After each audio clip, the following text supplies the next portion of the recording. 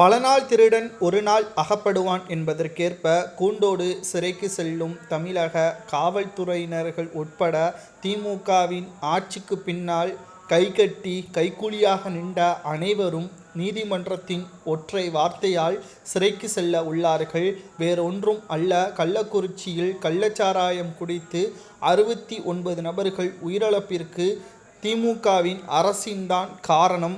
பலமுறை சட்டப்பேரவையில் அதிமுகவின் எம்எல்ஏக்கள் கூறிய போதும், கண்டுகொள்ளாமல் அவமானம் செய்யப்பட்ட போதும், எதிர்த்து கேள்வி கேட்ட போதும் எங்களால் ஒன்றும் பண்ண முடியாது, கள்ளக்குறிச்சியில் கள்ளச்சாராயம் விற்கவே இல்லை, காவல்துறையின் உத்தரவின் அடிப்படையில் நாங்கள் சோதனைகள் செய்துவிட்டோம் என்று திமுகவின் அமைச்சர்கள் செய்தார்கள் உத்தரவாதம்.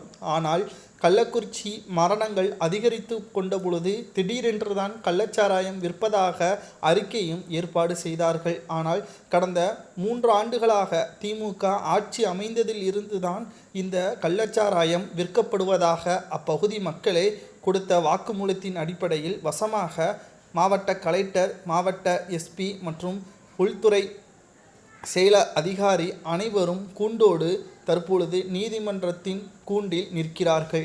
தற்பொழுது மெத்தனால் பக்கத்து மாநிலமான புதுச்சேரி, கர்நாடகாவில் இருந்து கொண்டுவரப்படுவதற்கு ஆளும் ஆட்சியின் அதிகாரம் இல்லாமல் செயல்படுத்த முடியாது என்று நீதிபதியே கேள்விகளை இங்கு எழுப்பியுள்ளார்.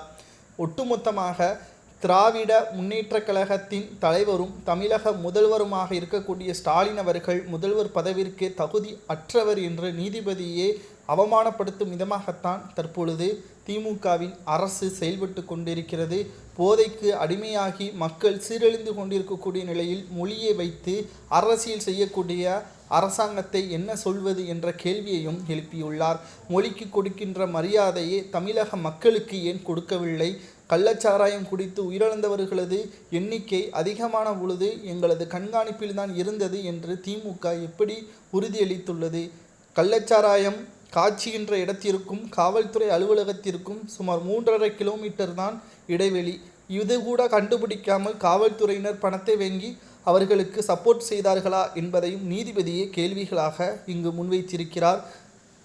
முதல்வர் பதவிற்கே தகுதியில்லை என்று ஸ்டாலினை சாடமடையாக விமர்சனம் செய்து மேலும் இந்த வழக்கை 27ஆம் தேதி ஒத்திவைத்திருக்கிறார் நீதிபதி. மேலும் இவர்கள் அனைவரும் இறுதி தீர்ப்பின் பொழுது நிச்சயமாக தண்டனை பெறுவார்கள் என்றும் வழக்கறிஞர்கள் தெரியப்படுத்தியிருக்கிறார்கள். திமுகவின் ஆட்சிக்கு இறுதியான எச்சரிக்கையாகவும் நீதிபதி கொடுத்துள்ளார். இதை பற்றி உங்களது கருத்துக்களை கமெண்ட் வாயிலாக கூறுங்கள்.